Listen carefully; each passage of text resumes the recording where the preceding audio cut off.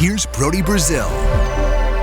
What I'm about to share with you has largely gone under the radar in the last couple days, but it could turn out to be a huge development in the approval process of the Howard Terminal Ballpark. Now, there are several significant hurdles that remain and need to be cleared for this thing to become a reality, like shovels going into the ground. But one of the biggest and one of the most curious were these lawsuits. I say curious because when things go to the courts, you don't necessarily know how or when they'll actually get resolved.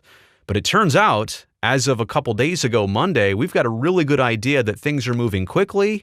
Things are also moving quite favorably for the project. Here's a summary of what's happening here. 3 CEQA lawsuits. They were filed back in April against Oakland's EIR approval of the project. So CEQA, by the way, California Environmental Quality Act, these lawsuits are specifically targeted at the city of Oakland because they approved the EIR. And the EIR said that everything was just fine for the A's to build a ballpark and do this project at Howard Terminal. Essentially, there's no other significant effects or interference by the ballpark that would diminish the neighborhood or would cause problems that cannot be mitigated or controlled. So those are what the lawsuits are all about. These tentative rulings, which I'm about to share with you, which are largely favorable, they were issued Monday by Alameda County Superior Court Judge Brad Seligman. Now, they are not the final thing, but they give you a huge indication of which way the decisions are leaning. And like I said, they are all favorable to the project. Well, all with the exception of one, which I will share with you at the very end of this video. So here are the 3 lawsuits: the Capitol Corridor, the East Oakland Stadium Alliance, and the Union Pacific Railroad Company opposing the city of Oakland as petitioners. And what they've come up with are the reasons against the EIR's approval. They're trying to point things out, poke holes in it, and to try and slow this process down or ultimately stop it. They want to recirculate, reissue the EIR, which would take months, potentially years. These lawsuits were filed back in April on the very last day they could, April 4th, 2002. And a court date, the next court date to bring all of this up again is actually this upcoming Friday. So like I said, things moving quite quickly. These petitioners bringing up things like this as it relates to the lawsuit, as it relates to the A's stadium situation. They bring up the COLISEUM alternative, which, to summarize, is the thought of, well, why shouldn't the A's just build a new stadium at the COLISEUM site and forget about Howard Terminal altogether? Like, wouldn't the COLISEUM be better? Well, here's the response.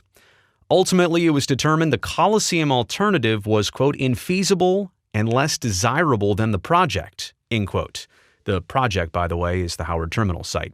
The COLISEUM alternative was rejected because it could not feasibly attain most of the basic objectives of the project, and in particular, fails entirely to achieve those objectives related to location near the waterfront, Jack London Square in downtown, increasing use of the waterfront, and providing a feasible location for a Major League Baseball stadium with a mixed-use project. The COLISEUM alternative is surrounded largely by industrial uses and does not have a waterfront or any natural features that would enhance the aesthetics and experience at the ballpark or allow for public access to such features. For this reason, it is less likely city residents and tourists will visit the site when the ballpark is not in use, as there are no features to attract visitors, even with a mix of use and open space for public use. Current conditions at the Alternative 2 site, vacant when no events are at the Coliseum or arena, support this conclusion. Further, the project sponsor, the A's, does not also have control over the site, and it is uncertain whether the project sponsor can reasonably acquire the site for the project in order to build a new ballpark within a reasonable time period and consistent with MLB requirements. So the summary to all of this on the Coliseum site, to put it to bed, the rejection of the COLISEUM alternative is reasonable and supported by substantial evidence. Let's get to the petitioner's next argument, and that is land use conflicts. Actually, this is more like water conflicts. They're saying that a new ballpark at Howard Terminal could invite too many recreational watercraft, and that might interfere with the inner harbor, as well as regular traffic in the estuary. Here's the response. The EIR explains that the project does not propose to add facilities for recreational watercraft or direct water access. However, it includes mitigation measures based upon the recreational water use at McCovey Cove during baseball games at Oracle Park in San Francisco. The EIR notes, however, that the project would not generate the same activity because, one, the proposed ballpark's outfield walls would not be adjacent to the bay, which is the case with Oracle Park, and two, would not generate the same number of, quote, splash hits, because the distance from home plate to the estuary is approximately 700 feet, which is, quote, substantially greater than the longest modern-day home run, end quote. They're saying the average? Oh, the longest, I see, 505 feet. Yeah, that is a poke, 505 feet. But again, the ballpark is also not turned towards the estuary. It would be near impossible to put one in the water. Basically, they're saying the water will not be an attraction like it is for boats at McCovey Cove. The FEIR, the final EIR, also responds to the petitioner's argument regarding large events, explaining that those are the events that could attract recreational water users. Furthermore, and this must be something technical they've already decided on, MMLUP-1A, it requires the city, the port, and the Oakland A's to regularly meet and review the effectiveness of the measure and to revise as necessary. This is reasonable and supported by substantial evidence. Basically putting the responsibility to make sure that there are no water issues, there's not traffic issues, there's not an overcrowding issue in the waterway. They're putting that on the city, the port, and the A's as their responsibility. Let's move on here to more land use conflicts. This one's lighting conflicts, apparently. The EIR considers the impact of field of play lighting 20% above MLB requirements to create a worst-case scenario. Let's summarize this. We know how bright a big league field has to be. They're saying, well, let's just up it by 20% to create this worst-case scenario, just in case, for whatever reason, our field needs to be 20% brighter. It won't. To create this worst-case scenario and uses receptors in 3 different locations and elevations to assess the impact, right, of the lighting. The EIR uses 3 comparative methods to determine the potential glare impacts on navigation of vessels, right, and concludes that the anticipated glare is, quote, not anticipated to exceed recommended limits under all 3 methods. This conclusion is reasonable and supported by substantial evidence. So to summarize all of the land use conflicts, the EIR's analysis and conclusions regarding land use conflicts are reasonable and supported by substantial evidence. I only gave you 2 or 3 of them. There were several more that all get dismissed under that summary. Let's get into another topic brought up by the petitioners in these lawsuits, and that would be rail and pedestrian issues. Here's what it says.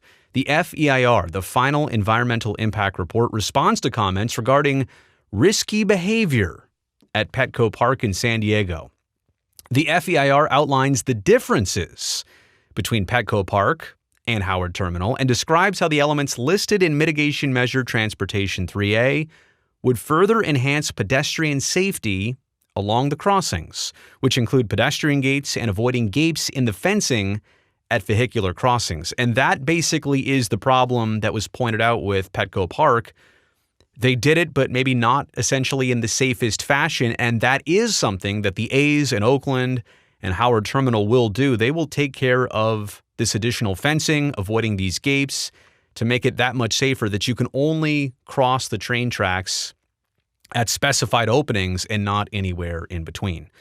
So the summary goes like this. Ultimately, the FEIR provides the annual estimated expected collisions along the Embarcadero West Corridor under various scenarios, and the EIR's conclusions are reasonable and supported by substantial evidence. This is to say that the EIR has adequately assessed the risk and projected how things will go so long as everything is built out to plan. And that has been accepted, obviously, by the EIR and is now being accepted by an Alameda County court. This next topic is all about truck parking that sometimes occurs at Howard Terminal sporadically. It's an overflow spot. Where does this overflow go when a baseball park is built on that site? Here's the response. Petitioners argue that the EIR does not comply with CEQA insofar as fails to adequately assess the impacts from the displaced activities at Howard Terminal.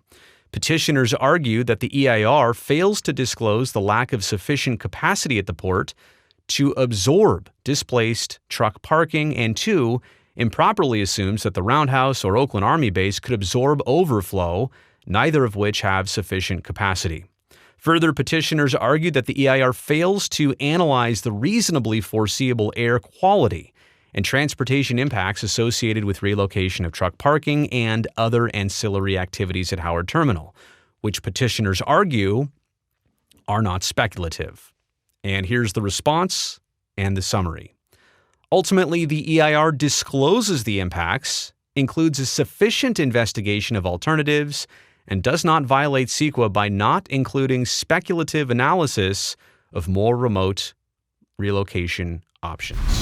So those were all things in favor of the Howard Terminal Ballpark Project, as summarized by the Alameda County Court. But here's one thing, the only thing, literally in these 70 to 90 pages of documents, the only thing which brings up question to the project: wind impacts.